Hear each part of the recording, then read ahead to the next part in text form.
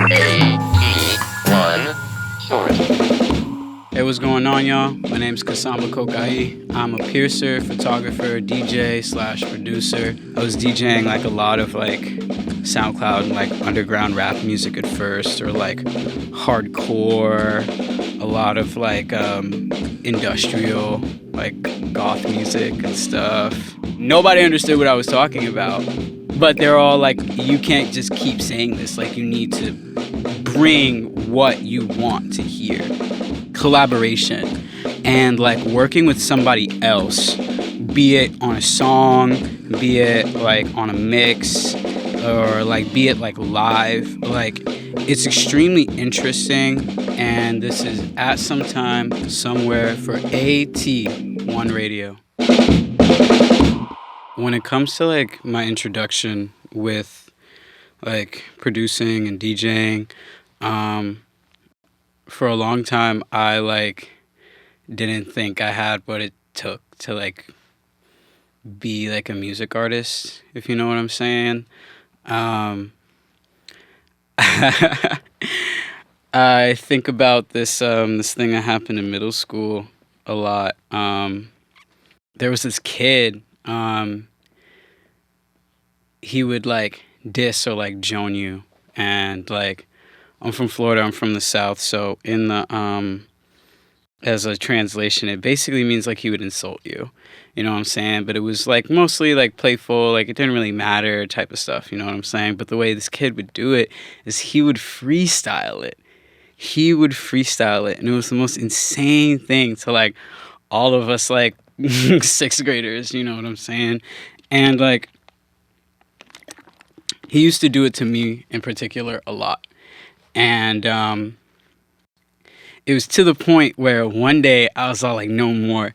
And like I wrote down like a bunch of lyrics to like come back at him with a bunch of clever punchlines and stuff. And cause like no one had ever like rhymed back to him before. Like he was always just like and like everybody would laugh, giggle, like whatever, and like that would be it. And I came back at him. And then he freestyled again and absolutely destroyed me. Like absolutely destroyed me. And it like really like screwed up my confidence when it came to like music for a while. You know, I just like I didn't feel like I like was good enough to really do anything. I like for some reason felt like I like needed to be a rapper. And there was a point like probably like 2018, 2019, 2020-ish, 2021 kind of, where like I was like rapping, and it started with just like me like at my friends' houses, and like bro would be like making beats, you know, shout out the homie Lungs, like bro would be making beats, and we would just like rap, freestyle, make music, you know what I'm saying? And it kind of just got to a point where I was like, I could do this, like I'm not bad, like, because I would like, you know, I would rap, help create the beat, etc.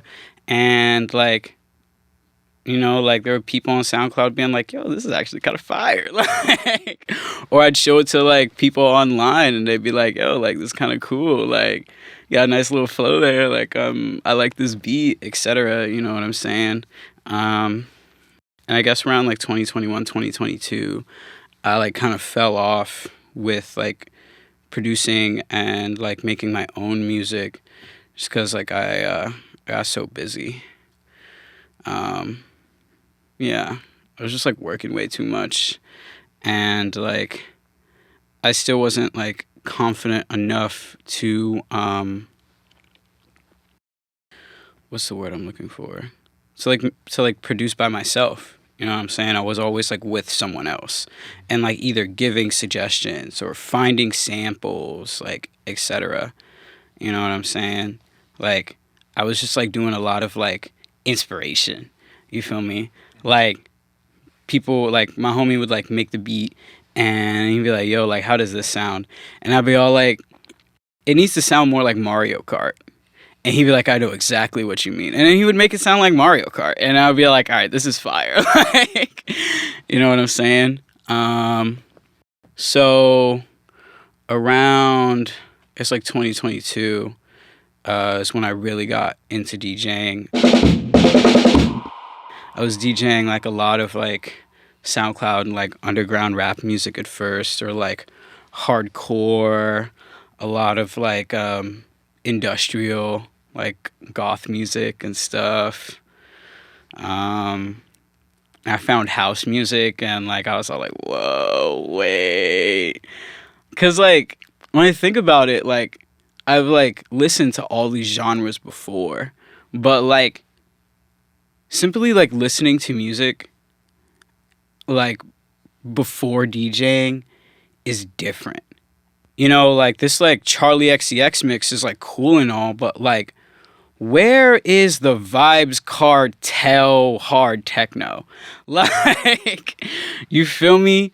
Like, and like nobody understood what I was talking about, but they're all like, you can't just keep saying this. Like, you need to bring what you want to hear. And like, yeah, like that's kind of just like my journey with it. Like, I started with just like layering tracks and whatnot, and then like I like ripped like FL, and like I still have a bunch of friends who make music, and I was like getting tips from them, figuring out what plugins I should get. I get a lot of tips from like Instagram and like Reddit, and a lot of stuff from like YouTube. Whole lot of stuff from YouTube. Shout out YouTube, shout out Reddit. Because, you know, we doing all this on a budget. Feel me? I cannot, like, some of these plugins and some of this software is like so ridiculously expensive. It's like, wow, do I really want to be a producer? Collaboration and like working with somebody else, be it on a song, be it like on a mix, or like be it like live, like it's extremely interesting because like you pick up things from other people, and then you also like you can like find people like you're like really in sync with, you know. Like I have a friend of mine, like Exodius, and like watching him work is like insane and like eclectic, and like watching like especially like watching him mix and like produce when it comes to like making songs, like it's eclectic, you know what I'm saying? But like when watching EXO do what he does, you're like, how can you work with other people? And he's all like, I don't know, like sometimes we get in that mode and we just click and we're just grinding, you know what I'm saying? I got like two of my homies, like Pink and like Noonie, like they've been in the studio. Like last time I saw them, they're like, oh, we finna go to the studio. They're in the studio for like 2-3 days, like 2-3 days. And like when they show you what they created and like try and explain like their process to you, it just sounds so eclectic, and it's all like, how does this work? You know what I'm saying? When it comes to producing, at least for me, like I don't even know how I would produce with another person until that happens. You know what I'm saying? Like when I first started DJing, me and the dude who was teaching me how to DJ, like it was cool, but like I wasn't a fan of his process. I wasn't a fan of his methods. You know what I'm saying? Like when I DJ, I love to layer tracks. I love to take elements of other tracks and use them not only as like a transitioning point, but as like a way to like evoke like a new feeling. You know what I'm saying? Like I showed a mix that I did for Subtle to a friend the other day, and she was all like, it was fire, and I know it was fire because I forgot I was listening to a mix. It just felt like one long continuous song, you know what I'm saying? And like when it comes to like collaboration, like that's how I want it to feel and sound seamless as like an open format type of DJ. You know what I'm saying? Like I don't really DJ like just one genre. And even though like it's fun to like stick to one genre like for a whole set or like etc., like I like to like use different genres to like bring highs and lows like in the mix, because you could mix from like house to gabber, and if you do it right, it'll be so seamless. No one will notice. You're like, and then like all of a sudden it's like, like, and like everyone's still dancing because you mixed it in that fashion, you know. A friend of mine, NH, we've been going stupid. We've been going so crazy. Like, we do a back-to-back, a B2B, called Blasia. And Blasia was initially birthed at this, like, function that we did that was also called Blasia. And we just called it Blasia because it was, like, super last minute. And, like, everybody we had playing was either black or Asian. And, like, also, I think they're Taiwanese. We, like, the space was like Taiwanese owned. It's called the Red Pavilion. Shout out the Red Pavilion, and shout out my boy Gavin.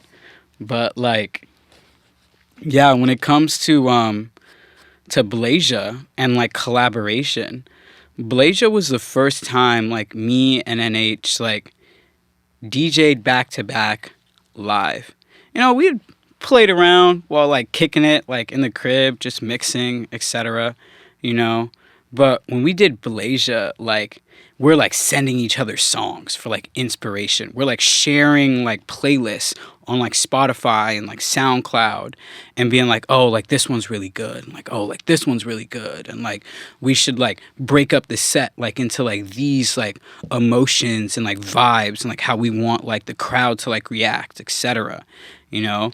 And, like, while, like, me and NH were, like, DJing together, like, one of our friends, my roommate Oju, and like some of our other friends, like sent us like videos of us DJing together, and it was crazy because like in the moment I didn't even understand like how well we were working together, but like we're like literally like hopping from one side of like the decks to the other, like I'm like mixing in, like NH is like mixing out, like picking like literally like the perfect effect.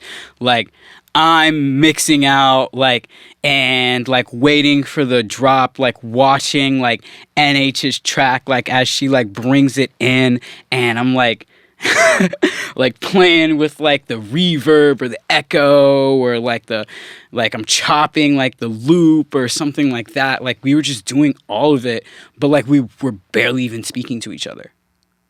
We were like literally like reading each other's minds, and like just like we would like literally just like look at the track, or like we would like hear like I would, or like one of us would just like put on the headphones real quick, hit cue. Oh, it's this song. All right, I literally like I know exactly what to do, and like there was barely any like that much discussion or anything like prior to like our set. Like we just like had a drink or two and just like chain smoked outside. Like, you know, like honestly, I really like ornithology. When it comes to like what would be my favorite place to like listen to like live music, probably just like ornithology. I like the vibes over there. And it's just like it's like a little jazz bar. Like it's a cool little vibe. Under that, it would probably be Wonderville. It's like a game bar. Bushwick, right? Yeah, it's a game bar in Bushwick. It's cool over there. They have like a bunch of like live shows, and it like varies between like live like artists and like DJ sets.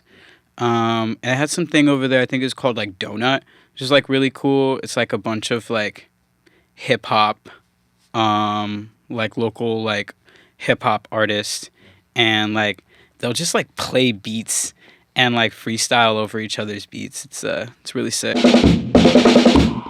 Yeah, my favorite place to see art would definitely be anywhere abandoned, either in Brooklyn or Manhattan. Yeah. Just because like you gotta like work to get in there, and then like you get to see like some of the sickest graffiti ever. We used to have a little bando situation, and some great artists had some stuff in there. The first thing I did after I moved to New York, I think I went to the deli. I got a beer. I made some pad thai or something, some Asian dish. And like, I was watching anime. I think I was watching Blue Exorcist. On Instagram, you can find me at Kasamba Shots. That's KASAMBASSSHOTS. Kasamba Shots. I also have another page, Pierced by Samba. It's just like if you want to get stabbed. AE1 Short. At Sometimes Somewhere is produced by Audio-Technica for AT1 Radio. It is recorded at AT1 Studio at Technica House, New York. Follow AT1 Radio and Audio-Technica USA on all social media platforms. Thanks for listening.